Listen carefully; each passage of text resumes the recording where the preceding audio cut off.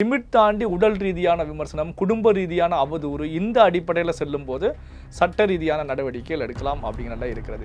இப்போ வந்து பார்த்தீங்கன்னா அப்பா செய்த தவறையே தான் அவருடைய மகனும் செய்திருக்கிறார் அப்படிங்கிற நிலையில தான் நான் பார்த்துட்டு இருக்கேன். காரணம் என்ன அப்படின்னா, உங்க பையன் தான் சார் உங்களோட இல்ல, என் அப்பா எனக்காகவும் இந்த விழாத்துக்குள்ள மக்களுக்காகவும் ரொம்ப காலமா உழைச்சிட்டு இருக்காரு.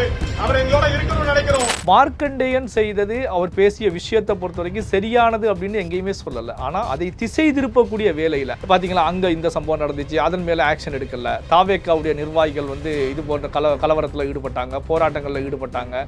ஸோ அவங்க மேல ஆக்ஷன் எடுக்கல. ஆனா இங்க ஆக்ஷன் எடுக்கப்பட்டிருக்கு. இப்போ திமுகவுடைய ஒரு எம்எல்ஏ கம்பி எண்ண வேண்டிய அவசியம் ஏற்பட்டிருக்காது. ஆனால் வந்து பார்த்தீங்கன்னா ஒரு மனிதன் சார்ந்த விஷயங்கள், முதலமைச்சர் அப்படிங்கிறத கடந்து ஒரு மனிதன் சார்ந்த உடல் சார்ந்த விஷயங்களை நான் வந்து அடித்து எலும்பெல்லாம் உடைச்சிருவேன், அப்படி லாக் பண்ணால் எலும்பை உடைச்சிருவேன் அப்படிங்கும் போது தான் இது வந்து வன்முறையை தூண்டக்கூடிய செயலாக மாறுகிறது. மிகப்பெரிய ஒரு வன்முறை. அப்போ இவர் எம்எல்ஏயா இல்லது வந்து இவர் என்ன பண்ணிக்கிட்டு இருக்காங்க, இவருடைய பின்னணி என்ன, இவர் கூட யார் இருக்காங்க?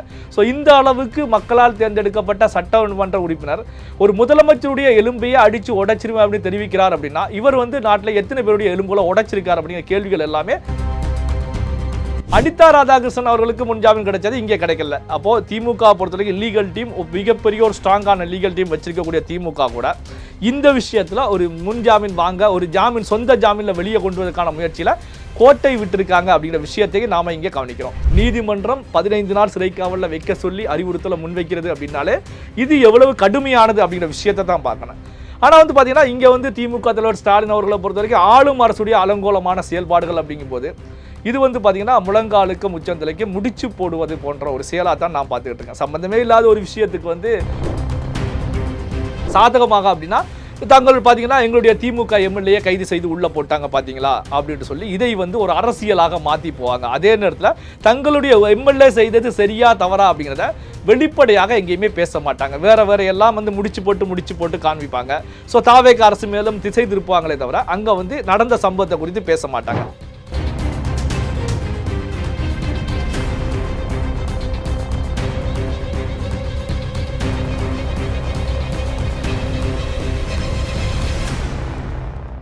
ரியல் ஒன் உறவுகளே, நடுநிலையோடு பொறுப்புடன் செய்திகளை வழங்கி பல லட்சக்கணக்கான மக்களின் நம்பிக்கையை பெற்ற நமது சேனலின் வளர்ச்சிக்கு உங்கள் ஆதரவு தேவை. இந்த ஊடக பயணம் தொடர்ந்து வலுப்பெற திரையில் தெரியும் QR கோட் ஸ்கேன் செய்தோ அல்லது டிஸ்கிரிப்ஷனில் உள்ள வங்கி விவரங்கள் மூலம் உங்களால் முடிந்த அளவு சப்போர்ட் செய்யுங்கள். உங்கள் ஒவ்வொரு ஆதரவும் நமது குரலை இன்னும் பல லட்சம் பேரிடம் கொண்டு செல்ல உதவும். ரயில் ஒன் நேயர்களுக்கு வணக்கம். இன்று நம்முடன் நேர்காணலுக்காக பத்திரிகையாளர் நெல்லை சிவா இணைந்திருக்காரு. வணக்கம் சார். வணக்கம் சார். திமுக எம்எல்ஏ மார்க்கண்டேயன் அவர்களை கைது செய்ததை தொடர்ந்து அவரது மகன் வந்து முதல்வர் விஜய் அவர்களை குறித்து சில விமர்சனங்கள் முன் வச்சிருக்காரு. அதை எப்படி பார்க்குறீங்க? அதாவது பார்த்தீங்கன்னா ஏற்கனவே மார்க்கண்டேயன் எம்எல்ஏ அவர்கள் லிமிட் தாண்டி பேசிய விவகாரம், அதாவது யாருடைய இந்த தேசத்தில் இருக்கக்கூடிய நம்முடைய நாட்டில் இருக்கக்கூடிய யாராக இருந்தாலும் உடல் ரீதியான விமர்சனங்கள் வைக்கக்கூடாது அப்படிங்கிறது சட்டத்தில் இருக்கக்கூடிய விதிமுறைகளில் ஒன்று. தனிப்பட்ட முறையில் விமர்சனங்களை முன்வைக்கலாம். அதில் வந்து முதல் குடிமகன் இருந்து கடைக்கோடி குடிமகன் வரைக்கும்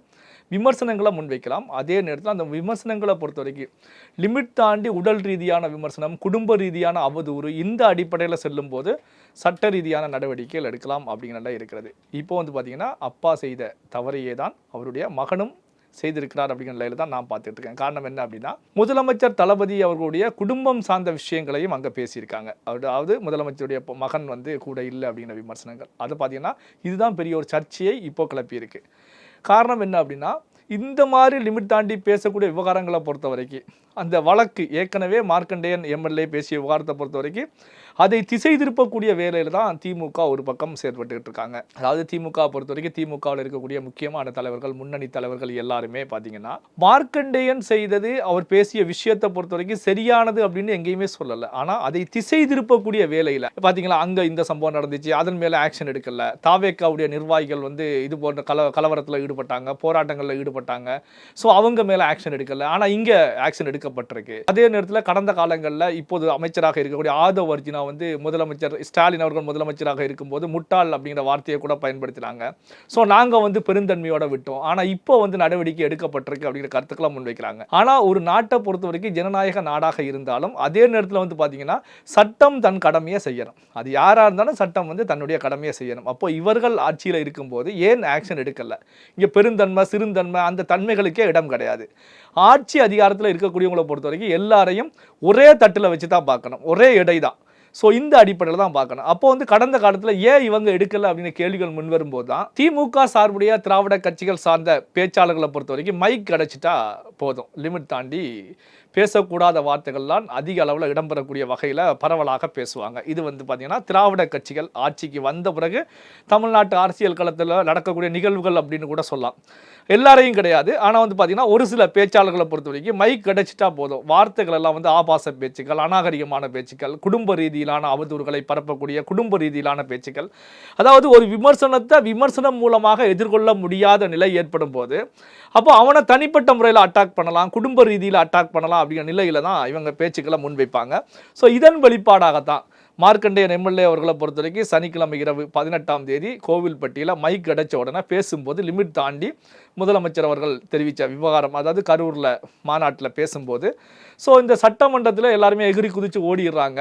ஸோ இனி வரக்கூடிய காலங்களில் சட்டமன்றம் நடக்கும்போது கதவுகளை அடைக்க சொல்லி சபாநாயகரிடத்தில் அறிவுறுத்தல் முன்வைத்து அடைத்து விட்டு தான் சட்டமன்றம் நடத்தணும் போல இருக்குது அப்படின்னு சொல்லி ஒரு யதார்த்தமான பேச்சை தான் தமிழக முதலமைச்சர் தளபதி விஜய் அவர்கள் பேசியிருந்தாங்க. இந்த பேச்சை பொறுத்த வரைக்கும் இதற்கு வந்து விமர்சன ரீதியான அடிப்படையில் ஒரு கருத்துக்களை முன் வச்சிருந்தா இப்போ திமுகவுடைய ஒரு எம்எல்ஏ கம்பி எண்ண வேண்டிய அவசியம் ஏற்பட்டிருக்காது. ஆனால் வந்து பார்த்தீங்கன்னா ஒரு மனிதன் சார்ந்த விஷயங்கள், முதலமைச்சர் அப்படிங்கிறத கடந்து ஒரு மனிதன் சார்ந்த உடல் சார்ந்த விஷயங்களை நான் வந்து அடித்து எலும்பெல்லாம் உடைச்சிருவேன், அப்படி லாக் பண்ணால் எலும்பை உடைச்சிருவேன் அப்படிங்கும் போது தான் இது வந்து வன்முறையை தூண்டக்கூடிய செயலாக மாறுகிறது, மிகப்பெரிய ஒரு வன்முறை. அப்போ இவர் எம்எல்ஏயா இல்லது வந்து இவர் என்ன பண்ணிக்கிட்டு இருக்காங்க, இவருடைய பின்னணி என்ன, இவர் கூட யார் இருக்காங்க?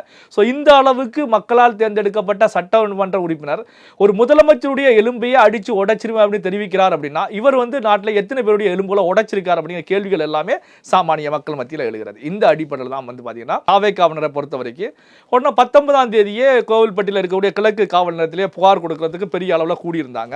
ஆனால் வந்து பார்த்தீங்கன்னா அந்த நேரத்தில் தான் அங்கே புகார் கொடுக்கப்படலை. ஏன்னா பெருமளவில் கூட்டம் கூடியிருந்தாலும் ஏன் கோவில்பட்டியில் இருக்கக்கூடிய கிழக்கு காவல் நிலையத்தில் புகார் கொடுக்காம மீண்டும் இவங்க திரும்பி சென்றாங்க அப்படின்னு பார்க்கும்போது தான் கிழக்கு காவல் நிலையத்தை பொறுத்த வரைக்கும் திமுக எம்எல்ஏஸ் இல்லை லிமிட்டில் வரக்கூடிய ஒரு காவல் நிலையம் அப்படிங்கிறதுனால ஸோ அங்கே வந்து நாம கம்ப்ளைண்ட் கொடுத்தாலும் காவல்துறையினர் வந்து திமுக எம்எல்ஏக்கு தகவல் தெரிவிப்பதற்கு சட்டம் செயல்படுத்துவதற்கு கொஞ்சம் காலதாமதம் ஏற்படும். அதே நேரத்தில் புகாரை பொறுத்த வரைக்கும் ஒரு ஸ்ட்ராங்கான புகார் அங்கு எஃப்ஐஆர் பதிவு செய்யப்படுமா அப்படின்ற கேள்விகள் எல்லாம் உருவாகும் அப்படிங்கிற நிலையில் தான் உடனே அங்கேருந்து கூட்டம் களையப்பட்டு அந்த கூட்டத்தை பொறுத்த வரைக்கும் நேராக தூத்துக்குடியில் இருக்கக்கூடிய கிரைம் பிரான்ச் அலுவலகத்தில் போய் புகாரை கொடுத்தாங்க. ஏன்னா நேரடியாக கிரைம் பிரான்ச் அலுவலகத்தில் கொடுக்கும்போது அங்கே எஸ்பி அவருடைய நேரடி கட்டுப்பாட்டில் இருக்கக்கூடிய இந்த கிரைம் பிரான்ச்சை பொறுத்த வரைக்கும் அந்த ஸ்ட்ராங்கான ஒரு எஃப்ஐஆர் போடுவாங்க. என்ன பேசியிருக்காங்களோ சட்டம் தன் கடமையை செய்யக்கூடிய வகையில் எஃப்ஐஆர் போடப்படும் அப்படிங்கிற நிலையில் தான் புகார் அங்கே கொடுத்தாங்க. அதே போல தான் பல்வேறு பிரிவுகளில் எஃப்ஐஆர் போடப்பட்டு மறுநாள் காலையில் வாக்கி முடிச்சுட்டு வரும்போது ஸோ மார்க்கண்டேயர் எம்எல்ஏயை பொறுத்த வரைக்கும் வீட்டில் வச்சு கைது செய்தாங்க.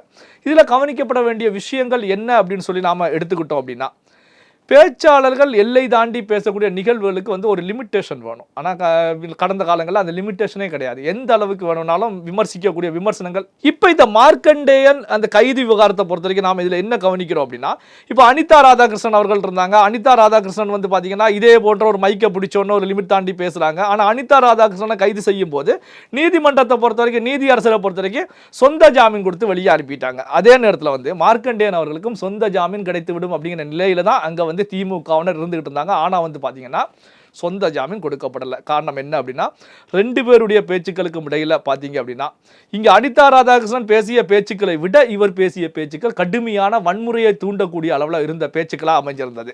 இந்த அடிப்படையில் தான் பார்த்தீங்கன்னா நீதிமன்றத்தை பொறுத்த வரைக்கும் 15 நாட்கள் நீதிமன்ற காவலில் வைக்க சொல்லி உத்தரவு பிறப்பிச்சிருக்காங்க. அதாவது சட்டமன்ற உறுப்பினராக இருந்தாலும் ஒரு முதலமைச்சர் கொடுத்து விமர்சனம் வைக்கும் போது ஒரு சட்டமன்ற உறுப்பினரை இந்த அடிப்படையில் ஒரு வன்முறையை தூண்டக்கூடிய வகையில் ஒரு அநாகரிகமான நிலையில் விமர்சனத்தை முன்வைக்கிறாங்க அப்படின்னா அவருடைய சட்டமன்ற தொகுதிக்கு உட்பட்ட மக்களுக்கு இவர் என்ன விஷயத்த சொல்றாங்க. அப்போ இன்னைக்கு பார்த்தீங்கன்னா சோசியல் மீடியா பெரிய அளவில் டெவலப் ஆகியிருக்கு.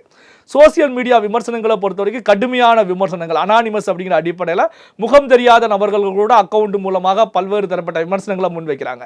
அப்படி வைக்கக்கூடிய காலகட்டத்தில் சட்டமன்ற உறுப்பினர்கள் இது போன்ற நிகழ்வுகளில் இது போன்ற வார்த்தைகள், லிமிட் தாண்டிய வார்த்தைகளை, வன்முறையை தூண்டக்கூடிய வார்த்தைகளை உதிர்க்கிறாங்க. அப்படிங்கும் போது அதை சட்டம் கண்டுகொள்ளாமல் விட்டால் இது சோசியல் மீடியாவில் இருக்கக்கூடிய இளைஞர்கள் மத்தியில் சட்டம் அவர் பேசினாரு நடவடிக்கை இல்லை அப்படிங்கிற நிலையில் அடுத்த நிமிஷமே சோசியல் மீடியாவிலையும் தாறுமாறான விமர்சனங்கள் பெருமளவில் வருவதற்கான வாய்ப்புகள் இருக்கும். இந்த அடிப்படையில் தான் நீதியரசர் அவர்களை பொறுத்த வரைக்கும் 15 நாள் சிறை காவலில் வைக்க சொல்லி உத்தரவு பிறப்பிச்சாங்க. இதில் இன்னொரு விஷயம் என்ன அப்படின்னா, நீதிமன்றத்தில் மார்க்கண்டேயன் அவர்கள் காவல்துறையினர் கொண்டு போய் சேர்க்கும் போது கூட, நிலைநிறுத்தும் போது கூட இவங்களை பொறுத்த வரைக்கும் இவங்க தரப்புல இருந்து பல்வேறு கருத்துக்கள் முன் வச்சாங்க. அவருக்கு பிபி இருக்கு, சுகர் இருக்கு, இதயத்தில் கோளாறு இருக்கிறது, ஏற்கனவே அவர் ட்ரீட்மெண்ட் எடுத்த தகவல்கள், பேப்பர்ஸ்கள் எல்லாமே கொடுத்துருந்தாங்க. ஆனாலும் நீதியரசர் அவர்களை பொறுத்த வரைக்கும் சுமதி அவங்க தான் நீதிபதியாக இருந்து செயல்பட்டாங்க. அவங்கள பொறுத்த வரைக்கும் அதை ஏற்றுக்கல. காரணம் என்ன அப்படின்னா, யார் கைது செய்யப்பட்டாலும் போலீஸை பொறுத்த வரைக்கும் போலீஸ் ஒரு மெடிக்கல் செக்அப் பண்ணுவாங்க. அந்த மெடிக்கல் செக்கப்பில் அவருடைய உடலில் ஏதாவது ஒரு கோளாறுகள் இருக்கிறது அப்படின்னா தான் அது கவனத்தில் எடுத்துக்குவாங்க. இந்த அடிப்படையில் தான் ப்ரீவியஸ் ரிப்போர்ட்டோட காண்பிக்கும் போது அதை கருத்தில் எடுத்துக்கல. காரணம் என்ன அப்படின்னா, இன்னைக்கு பிபி சுகரை பொறுத்த வரைக்கும் பரவலாக எல்லாருக்குமே இருக்கக்கூடிய ஒரு விஷயம் தான். அதே நேரத்தில் பார்த்தீங்கன்னா இங்கே பார்த்தீங்கன்னா நீதித்துறை அப்படின்னு வரும்போது இந்த விஷயம் அவர்களுடைய கவனிப்பில் கண்காணிப்பில் இருக்கும்போது கோளாறுகள் அப்படின்னா தான் எடுத்துக்குவாங்க. ஆனால் இவங்களை பொறுத்த வரைக்கும் இப்படி நோய்வாய்ப்பட்டிருக்கக்கூடியவங்க ரிப்போர்ட்டை கொடுத்து ஜாமீன் கொடுக்கல, 10 மணி நேரத்துக்கு மேலே காவல் நிலையத்தில் விசாரணைக்கு உட்படுத்தப்பட்டிருந்தாங்க. ஏன் உடனே ஹேண்ட் ஓவர் பண்ணல அப்படிங்கிற கேள்விகள் எல்லாம் முன் வச்சுக்கிட்டு இருக்காங்க. இதில் பார்த்தீங்க அப்படின்னா, ஒரு போலீஸை பொறுத்த வரைக்கும் ஏற்கனவே பல பிரிவுகளில் வழக்கு பதிவு செய்கிறாங்க. அடுத்து நீதிமன்றத்தில் நிறுத்தணும் அப்படின்னா போலீஸுக்குன்னு ப்ரொசீஜர்கள் இருக்குது. ஏன்னா மெடிக்கல் செக்அப் பண்ணணும், மற்ற ப்ரொசீஜர்கள் இருக்கிறது, நீதிமன்றத்தில் கொண்டே ஹேண்ட் ஓவர் பண்ணணும். அதன் பிறகு தான் நீதிமன்றம் என்ன முடிவெடுக்கிறதோ அந்த அடிப்படையில் தான் அடுத்து தொடர முடியும். இந்த ப்ரொசீஜரை தான் இவங்க ஃபாலோ பண்ணினாங்க அப்படிங்கிறதை நம்ம அங்கிருந்து வரக்கூடிய தகவல்கள் மூலமாக பார்த்துட்டு இருக்கோம். அப்போ பார்த்தீங்கன்னா அனிதா ராதாகிருஷ்ணன் அவர்களுக்கு முன்ஜாமீன் கிடைச்சது இங்கே கிடைக்கல. அப்போது திமுக பொறுத்த வரைக்கும் லீகல் டீம் மிகப்பெரிய ஒரு ஸ்ட்ராங்கான லீகல் டீம் வச்சிருக்கக்கூடிய திமுக கூட இந்த விஷயத்துல ஒரு முன்ஜாமீன் வாங்க, ஒரு ஜாமீன் சொந்த ஜாமீன்ல வெளியே கொண்டு வருவதற்கான முயற்சியில கோட்டை விட்டிருக்காங்க அப்படிங்கிற விஷயத்தையும் நாம இங்கே கவனிக்கிறோம். இதுல இன்னொரு முக்கியமான விஷயம் என்ன அப்படின்னா, இது பழி வாங்கக்கூடிய நடவடிக்கையா அப்படின்னா பழி வாங்குவதற்கான நடவடிக்கையே அங்கே கிடையாது. என்ன ரீசன் அப்படின்னா, அவர் பேசிய வார்த்தைகளை திமுக யாருமே மார்க்கண்டேயன் அவர்கள் இது போன்ற வார்த்தையை பேசியிருக்காங்க, இது கரெக்டானது தான் அப்படின்னு சொல்லி யாருமே எங்கேயுமே நியாயப்படுத்த முன் வரல. இவங்க சொல்லக்கூடிய விஷயங்கள் எல்லாமே திசை திருப்பக்கூடிய வகையில் வேறு வேறு சம்பவங்களை சொல்லி காமிக்கிறாங்க. ஸோ இந்த மாதிரி சம்பவங்கள் நடந்திருக்கு, ஸோ அதில் எல்லாம் எங்கள் ஆட்சியில் நாங்கள் நடவடிக்கை எடுக்கல. இப்போ தாவேக்கு ஆட்சிக்கு வந்தபோது பல்வேறு நிலைகளில் இந்த சம்பவங்கள்லாம் நடந்திருக்கிறது. ஆனால் இந்த சம்பவங்கள் நடந்த நிலையிலையும் பார்த்தீங்கன்னா நடவடிக்கை எடுக்கல. ஸோ ஆனால் நம்மளுடைய சட்டமன்ற உறுப்பினர் மீது நடவடிக்கை எடுக்கப்பட்டிருக்கு அப்படின்னு சொல்லி திசை திருப்பக்கூடிய வகையில் பேசப்படுகிறதே தவிர, அதாவது தமிழக தாவேக அரசாங்கத்தை தமிழக முதலமைச்சர் அவர்கள் மீது பழியை போடக்கூடிய வேலைகளில் ஈடுபடுகிறார்களே தவிர அதை தாண்டி மார்க்கண்டேயன் எம்எல்ஏ பேசியது நியாயம் அப்படின்னு சொல்லலை. அப்படிங்கும் போதுதான் இந்த விஷயமும் சரி. அதே நேரத்தில் பார்த்தீங்கன்னா ஒரு மைக்கை பிடிச்சோடனே பேசி சுமார் ஒரு 24 மணி நேரம் 30 மணி நேரத்துக்குள்ளார சட்டம் ஒரு சட்டமன்ற உறுப்பினரை கொண்டு போய் சிறையில் அடைத்திருக்கிறது அப்படிங்கிற நிகழ்வை பார்க்கும் போது இது மைக் பிடித்து பேசக்கூடிய மற்ற பேச்சாளர்களுக்கும் கொடுக்கப்பட்டிருக்கக்கூடிய ஒரு மெசேஜ் அப்படின்னு சொல்லி பார்க்கலாம். அதாவது நீங்கள் லிமிட் தாண்டி பேசுறீங்க அப்படின்னா உடனே அடுத்த நிமிஷமே வேகமாக சட்டம் செயல்பட்டு இது போன்ற நிலைகளில் செயல்படும் அப்படின்னா ஒரு மெசேஜையும் கொடுத்திருக்கிறது. அந்த மெசேஜை பொறுத்த வரைக்கும் இனி பார்த்தீங்கன்னா மைக் கிடைச்சோன்னா நாங்கள் ஆட்சியில் இருக்கோம், அதிகாரத்தில் இருக்கோம், என்ன வேண்டுமென்றாலும் பேசலாம், சட்டத்தில் இருக்கக்கூடிய ஓட்டைகள் நமக்கு தெரியும், சட்ட ரீதியான வல்லுநர்களும் நம்ம பின்னாடி இருக்காங்க அப்படின்னு சொல்லி வாய்களிய பேசக்கூடியவர்களுக்கான ஒரு மெசேஜ் அப்படின்னு சொல்லி நான் பார்க்குறேன். சார், மார்க்கண்டேயன் அவர்களின் கைதை குறித்து திமுக தலைவர் ஸ்டாலின் அவர்கள் ஒரு கண்டனம் தெரிவிச்சிருக்காரு. என்னன்னா, ஆட்சியின் அவலங்களை எல்லாம் கைது நடவடிக்கையால் சரி கட்டி விடலாம் என்று இந்த அரசு எண்ணினால் மக்களே அந்த ஆணவத்துக்கு சரியான பாடம் புகட்டுவாங்க அப்படின்னு சொல்லியிருக்காரு. இப்போ அதை பற்றி எப்படி பார்க்குறீங்க? அதாவது மக்களே பாடம் புகட்டி இன்னும் 2-3 மாதம் கூட திமுகவுக்கு ஆகலை. தேர்தலில் 2026 தேர்தலில் என்ன நடந்தது அப்படிங்கிறதே தெரியும்.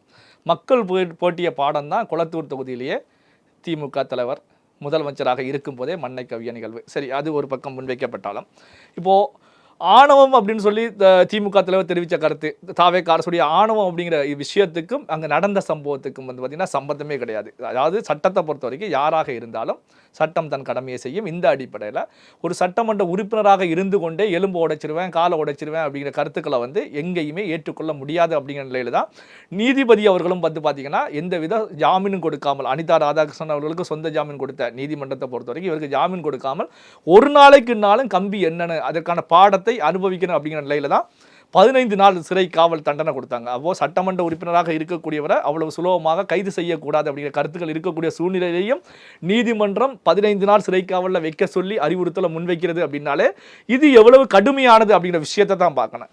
ஆனால் வந்து பார்த்தீங்கன்னா இங்கே வந்து திமுக தலைவர் ஸ்டாலின் அவர்களை பொறுத்த வரைக்கும் ஆளும் அரசுடைய அலங்கோலமான செயல்பாடுகள் அப்படிங்கும்போது இது வந்து பார்த்தீங்கன்னா முழங்காலுக்கும் உச்சந்தலைக்கு முடிச்சு போடுவது போன்ற ஒரு செயலாக தான் நான் பார்த்துக்கிட்டு இருக்கேன். சம்பந்தமே இல்லாத ஒரு விஷயத்துக்கு வந்து முடிச்சு போடக்கூடிய ஒரு செயலாகத்தான் நம்ம ஏற்கனவே தெரிவிச்சிருந்தோம். இந்த விஷயத்தை முன்னிறுத்தி தாவேகா அரசு மீதும் தமிழக முதலமைச்சர் விஜய் அவர்கள் மீதும் தனிப்பட்ட முறையில் ஒரு தாக்குதல்களை தொடுப்பதற்கு திமுக இதை தங்களுக்கு சாதகமாக பயன்படுத்திக்குவாங்க. சாதகமாக அப்படின்னா தங்கள் பார்த்தீங்கன்னா எங்களுடைய திமுக எம்எல்ஏ கைது செய்து உள்ள போட்டாங்க பார்த்தீங்களா அப்படின்னு சொல்லி இதை வந்து ஒரு அரசியலாக மாற்றி போவாங்க. அதே நேரத்தில் தங்களுடைய எம்எல்ஏ செய்தது சரியா தவறா அப்படிங்கிறத வெளிப்படையாக எங்கேயுமே பேச மாட்டாங்க. வேற எல்லாம் வந்து முடிச்சு போட்டு காண்பிப்பாங்க. ஸோ தாவேகா அரசு மேலும் திசை திருப்புவாங்களே தவிர அங்க வந்து நடந்த சம்பவத்தை குறித்து பேச மாட்டாங்க. இப்போ கடந்த 2 மாதங்களாக 10 கைது நடந்திருக்குன்றது மென்ஷன் பண்ணியிருக்காரு. அதாவது கைதுகள் நடந்திருக்கு அப்படின்னா என்ன காரணத்துக்காக கைதுகள் நடந்திருக்கிறது அப்படிங்கிற விஷயத்தையும் தான் பார்க்கணும். கடந்த கால ஆட்சியில் திமுக ஆட்சியில் எத்தனை பத்திரிகையாளர்கள் கைது செய்யப்பட்டாங்க, பத்திரிகையாளர்கள் எவ்வளவு பேர் கைது செய்யப்பட்டாங்க, எந்த நேரத்தில் கைது செய்யப்பட்டாங்க, நள்ளிரவில் கைது செய்யப்பட்ட பத்திரிகையாளர்களை பட்டியலை எடுத்து பார்த்தாலே தெரியும். சோ என்ன காரணம் அப்படின்னா திமுக அரசு மீதான விமர்சனங்களை கடுமையாக வச்சாங்க. நடந்த சம்பவங்கள் குறித்து டீட்டெயிலா பேசுனாங்க அப்படிங்கிற காரணத்துக்காகவே பல பத்திரிகையாளர்கள் கைது செய்யப்பட்டு உள்ள வைக்கப்பட்டாங்க. இப்போ என்ன அப்படின்னா இங்க நடந்த சம்பவம் வந்து சரியானதா, சட்டத்துக்கு உட்பட்டதா, சட்டத்துக்கு உட்படலையா, இதைத்தான் பார்க்கணும். சட்டத்துக்கு உட்படல, நீதிமன்றம் 15 நாள் சிறை காவல் கடுங்காவல் தண்டனை வைக்க சொல்லிட்டாங்க. என்னதான் இருந்தாலும் திமுக சட்டமன்ற உறுப்பினர் இப்போ அடுத்து ஜாமீன் கிடைத்து வெளிவரக்கூடிய நிலை வரைக்கும் இப்போ 15 நாள் காவலில் வைக்க சொல்லி நீதிமன்றம் உத்தரவிட்டாலும் அடுத்த நிமிடமே வந்து ஜாமீனுக்கான வேலைகளில் இறங்கிடுவாங்க. அது கீழமை நீதிமன்றம் போவாங்க, அடுத்தது செஷன் நீதிமன்றம் போவாங்க, அங்கேயும் கிடைக்கலன்னா ஹைகோர்ட்டுக்கு வருவாங்க, அதற்கான முயற்சிகளில் ஈடுபடுவாங்க. 15 நாள் சிறையில் இருக்க வேண்டிய அவசியம் கிடையாது. இங்கே ஜாமீன் கிடைச்சிச்சு அப்படின்னா அவங்க விடுதலை செய்யப்பட போறாங்க. விடுதலை மீன்ஸ் ஜாமீனில் வெளியே வர போறாங்க. ஸோ ஆனாலும் வந்து பார்த்தீங்கன்னா திமுக சட்டமன்ற உறுப்பினர் உள்ள அந்த இருக்கக்கூடிய நாட்கள் வரைக்கும் பார்த்தீங்கன்னா கைது செய்யப்பட்டு இப்போ 24 மணி நேரத்தை கடந்த 48 மணி நேரம் அப்படிங்கிற நிலையில் சென்றுகிட்டு இருக்கு.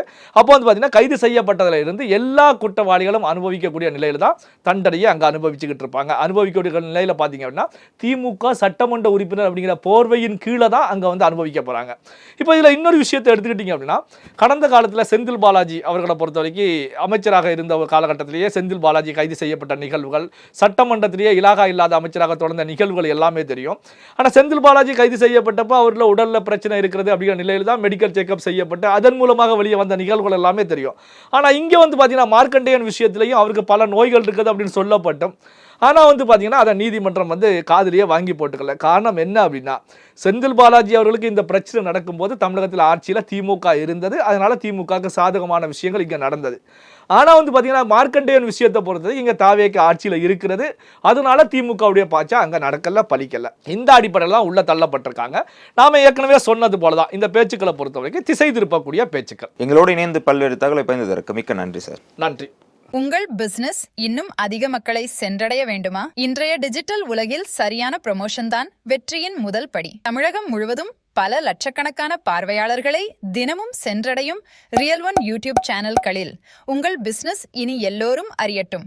குறைந்த செலவில் அதிக ரீச்.